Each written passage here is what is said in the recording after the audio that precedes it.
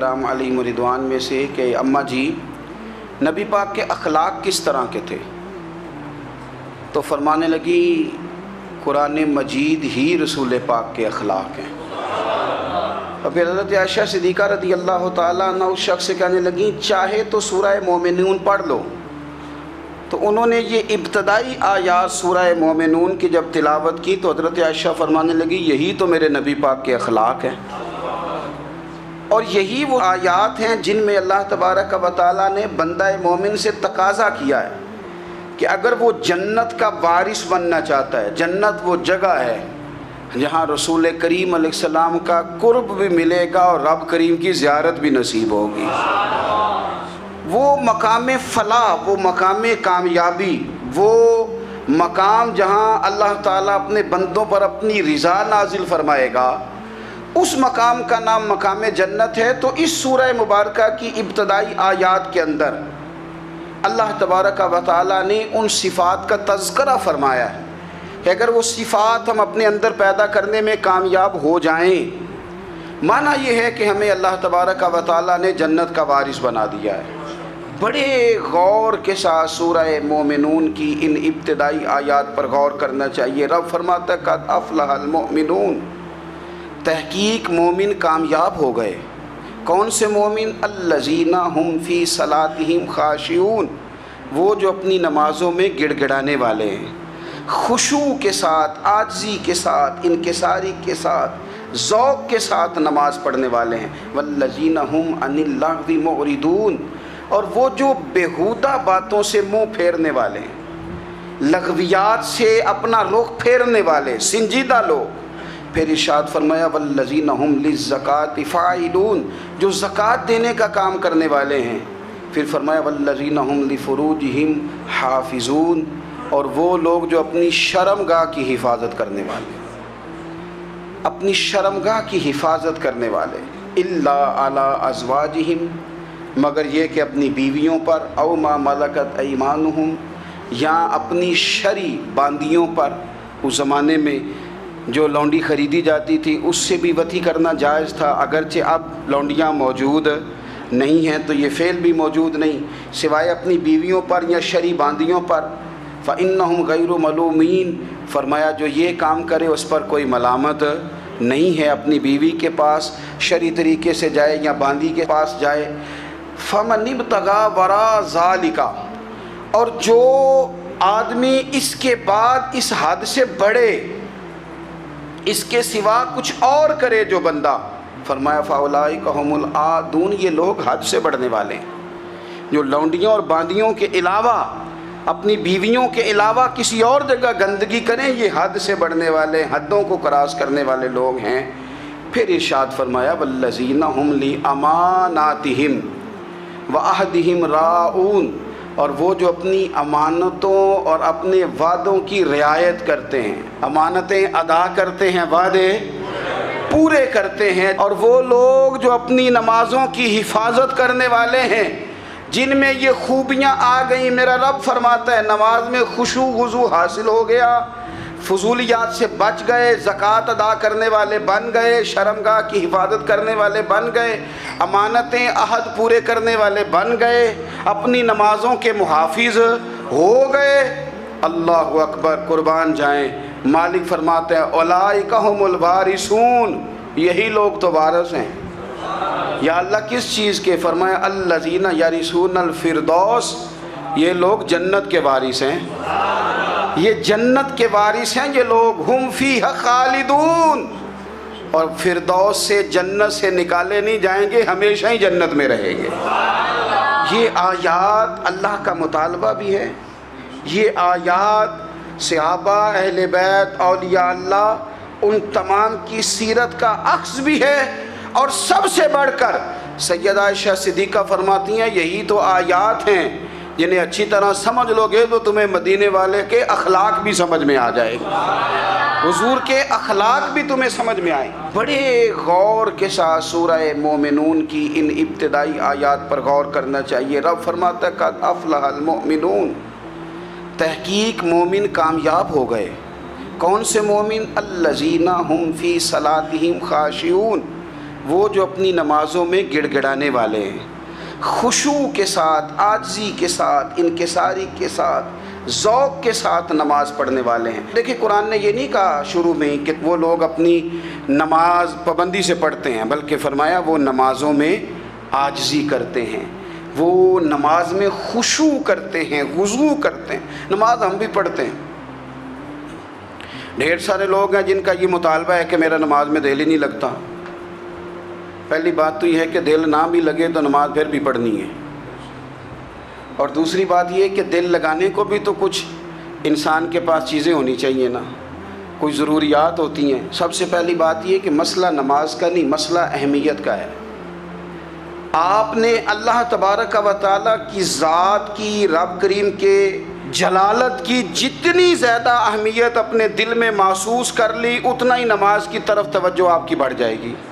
آپ سادی سی مثال ہے، غور کر لیں، جتنا آپ اپنے استاد کو پروٹوکول دیتے ہیں، جتنی عزت کرتے ہیں، اتنا ہی وقت پہ آپ ان کے پاس پہنچ بھی جاتے ہیں۔ اگر آپ کے دل میں اہمیت نہیں ہے تو آپ ڈال دیں گے، اور جس استاد کی اہمیت ہے اس کے فون کی گھنٹی بجتے ہی فون بھی اٹھایا جائے گا، اور بات پوری مکمل بھی نہیں ہوگی تو کہا جائے گا جیسے آپ کہیں گے، اور جو وقت وہ دیں گے ان سے 10 منٹ پہلے پہنچنے کی کوشش بھی کی جائے گی۔ بس سمجھ لیں دل لگنے نہ لگنے کا مسئلہ نہیں، اہمیت کا مسئلہ ہے۔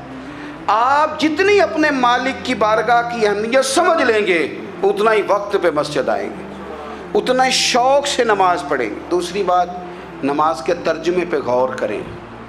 آپ یقین کریں اگر نماز کا ترجمہ ہمیں آ جائے نا تو ہمیں تو یوں لگے کہ ہم تو اپنے مالک کی بارگاہ میں عرض و معروض کرنے حاضر ہوئے ہیں۔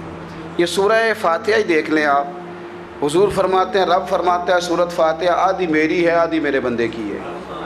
جب اس نے کہا الحمدللہ رب العالمین الرحمن الرحیم مالک یوم الدین ایاک نعبد و ایاک نستعین، جب یہاں تک وہ لفظ کہتا ہے تو یہ حصہ میرا تھا، اس نے اپنے رب کی تعریف کی، اور جب کہا نا اس نے اہدنا الصراط المستقیم، اب بندے نے التجائیں شروع کر دی۔ اس نے کہا کہ مالک بھی تو ہے، رحمان بھی تو ہے، رحیم بھی تو ہے، عبادت بھی تیری کرتے ہیں تو مدد بھی تو تجھی سے مانگنی ہے نا، اب مہربانی فرمانا اہدنا الصراط المستقیم، ہمیں سیدھا راستہ دکھا دے، صراط الذین انعمت علیہم، ان لوگوں کا راستہ دکھانا جن پر تو نے انعام کیا ہے، غیر المغضوب علیہم ولا الضالین، ان کے راستے پہ نہ چلانا جن پر تیرا غضب ہوا، جو گمراہ ہو گئے ان کے راستے۔ تو نماز میں جب ترجمے پر آپ کا غور ہوتا ہے تو آپ کا تو دل خود بخود لگ جاتا ہے، شوق بڑھ جاتا ہے آپ کا۔ تو اتنی چیزیں ہم زندگی میں یاد کرتے ہیں، تو اگر ترجمہ بھی نماز کا یاد کر لیں اور پھر شوق سے پڑھیں تو آپ یقین کریں طبیعت کھنچی چلی آئے گی۔ ہمارے یہاں کچھ لوگ نماز پڑھتے ہیں پر بڑی لاپرواہی سے پڑھتے ہیں، کبھی ادھر دیکھتے ہیں کبھی ادھر دیکھتے ہیں، کبھی بال سہلاتے ہیں۔ وہ میں نے دیکھا ہے سجدے جا رہے ہیں تو سیانے سیانے بندے کبھی کپڑے کو چھیڑ رہے ہیں کبھی جگہ کو چھیڑ رہے ہیں۔ میرے نبی کریم صلی اللہ تعالیٰ علیہ وسلم نے فرمایا ان لوگوں کا کیا حال ہے جو اپنی نماز میں نظریں آسمان کی طرف اٹھاتے ہیں، رکوع سے اٹھے تو اوپر دیکھنا شروع کر دیا، کیا حال ہے ان کا۔ اور پھر حضور نے ایک موقع پر تو سختی فرمائی، فرمایا جو نماز پڑھتے اپنی نظریں آسمان کی طرف اٹھاتا ہے وہ باز آ جائے، ورنہ ایسا نہ ہو کہ رب اس کی آنکھیں ہی چھین لے، وہ باز آ جائے اس کام سے۔ خشوع کے ساتھ نماز پڑھے، عاجزی کے ساتھ نماز پڑھے، اس کا دل لگا ہوا ہو نماز کے اندر۔ میرے نبی پاک صلی اللہ تعالیٰ علیہ وآلہ وسلم کے غلام حضرت انس بن مالک رضی اللہ تعالیٰ عنہ فرماتے ہیں کہ رسول پاک صلی اللہ علیہ وسلم نے مجھ سے فرمایا تھا کہ بیٹے نماز میں ادھر ادھر دیکھنے سے بچو، کیونکہ فرمایا نماز میں ادھر ادھر توجہ کرنا یہ بندے کو ہلاک کر دیتا ہے، ہلاکت ہے اس میں اگر تم نے ادھر ادھر توجہ کی۔ نماز تم مالک کی بارگاہ میں کھڑے ہو اور تم دیکھ ادھر ادھر رہے ہو۔ تو ایک تو نماز عاجزی کے ساتھ، پھر فرمایا والذین ہم عن اللغو معرضون، وہ لوگ جو فضول باتوں سے، لغویات سے اپنا منہ پھیر لیتے ہیں، فضولیات سے۔ ہمارے ہاں نا بہت سارے لوگ ایسے ہیں جو بلا وجہ ان چیزوں میں دلچسپی لیتے ہیں جو ان کے مطلب کی نہیں ہے، ان کے مطلب کی آپ کسی سے ملیں کہتے ہیں کیا حال ہے، ٹھیک ہے جی، بچوں کا کیا حال ہے، ٹھیک ہے، بچے کتنے ہیں، تو بھئی آپ کو جب پتہ ہی نہیں تھا کتنے ہیں تو حال کیوں پوچھا آپ نے؟ آپ کرتے کیا ہیں؟ آپ کا بڑا بھائی کیا کرتا ہے؟ چھوٹا بھائی کیا کرتا ہے؟ ابا جی کیا کرتے ہیں؟ بھئی آپ کے مطلب کی بات نہیں، آپ مطلب کی مقصد کی بات کریں، بے مقصد باتوں میں الجھنے کی ضرورت نہیں ہے۔ دیکھیں، اپنا ادارہ میں چلاتا ہوں، اپنا گھر آپ چلاتے ہیں، اپنی ڈیوٹی آپ کرتے ہیں، آپ کو زیادہ بہتر پتہ ہے کہ آپ اپنا گھر کیسے چلا رہے ہیں، مجھے زیادہ بہتر پتہ ہے کہ میں مدرسہ مسجد، مجھے زیادہ بہتر پتہ ہے اس کے اندر کون سی اصطلاح کس طرح کرنی ہے، یہ مجھ سے زیادہ بہتر کوئی بندہ جانتا نہیں۔ اب ہم کیا کرتے ہیں، جب ہم دوسرے کے کام میں مداخلت کرتے ہیں تو دو نقصان ہوتے ہیں، ایک تو اس کے ساتھ ہمارا رائے کا اختلاف ہو جاتا ہے، اور دوسرا ہمارے اپنے بہت سارے کام رہ جاتے ہیں، کیونکہ ہماری توجہ ہی دوسرے کی جانب تھی، اپنے بڑے سارے کام رہ جاتے ہیں۔ اس لیے بہت ساری ایسی چیزیں ہیں جن میں بلا وجہ کوئی مقصد نہیں۔ ہم پرانے لوگوں سے باتیں سنا کرتے تھے، ہمارے بزرگ کہا کرتے تھے جڑے پنڈ جانا نہیں، جڑے پنڈ جانا نہیں اودہ راہ پوچھنے دی کی لو۔ لغویات میں نہ الجھیں، فضولیات میں نہ الجھیں، یعنی ٹو میں رہنا، ٹو میں۔ آپ یقین کریں، میں نے پرسنلی طور پہ اس چیز کو محسوس کیا ہے کہ ہمارے بہت سارے اہم حقوق صرف اس لیے مس ہوتے ہیں کہ ہماری اپنے سے زیادہ توجہ سامنے والے پہ ہوتی، سامنے والے۔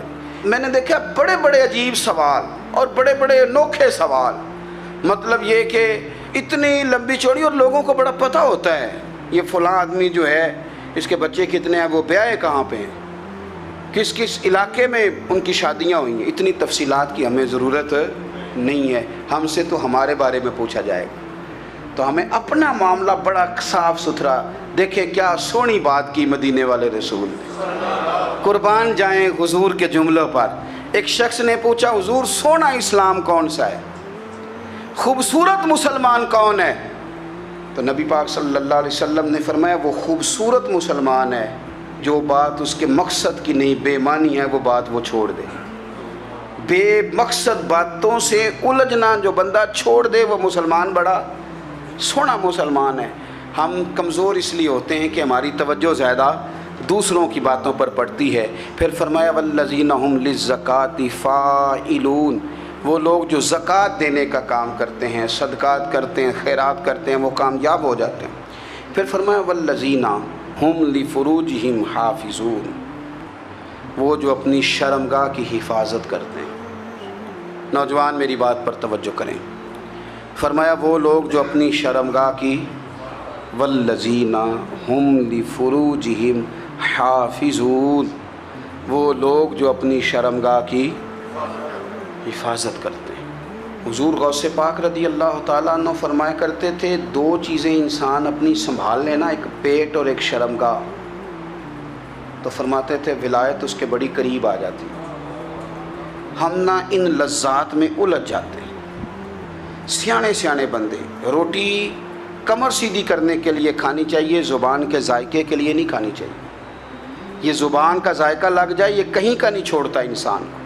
اپنی شرمگاہ کی جو لوگ حفاظت کر لیتے ہیں، کوئی بڑے سے بڑا گناہ کرنے سے بھی بندہ کافر نہیں ہوتا، بندہ کفر کرنے سے کافر ہوتا ہے۔ گناہ بڑے سے بڑا کرنے والا بھی گناہ گار ہے، کافر نہیں۔ لیکن بعض گناہ ایسے ہیں جو جس وقت بندہ کر رہا ہوتا ہے اس وقت وہ مومن نہیں ہوتا۔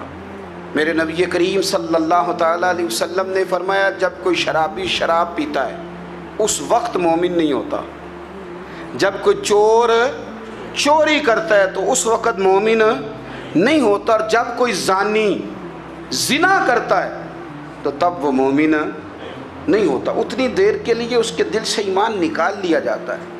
یہ جو ہمارے لڑکے بن سنور کے نکلتے ہیں، یہ جو میک اپ کا خرچہ لڑکیوں کے برابر لڑکوں کا ہوتا جا رہا ہے، یہ جو لڑکے بھی رات کو چہرے پر کریم لگا کر کے سوتے ہیں، یہ بتا سکتے ہیں کہ مقاصد کیا ہے؟ بتا سکتے ہیں؟ یعنی بچے بھی بغیر شیمپو کے بال نہیں دھوتے، مثلا کیا کرنا ہے آپ نے اس کا؟ بڑی بڑی قیمتی چیزیں جو ہیں وہ آپ نے رکھی ہوئی ہیں، مقصد کیا ہے؟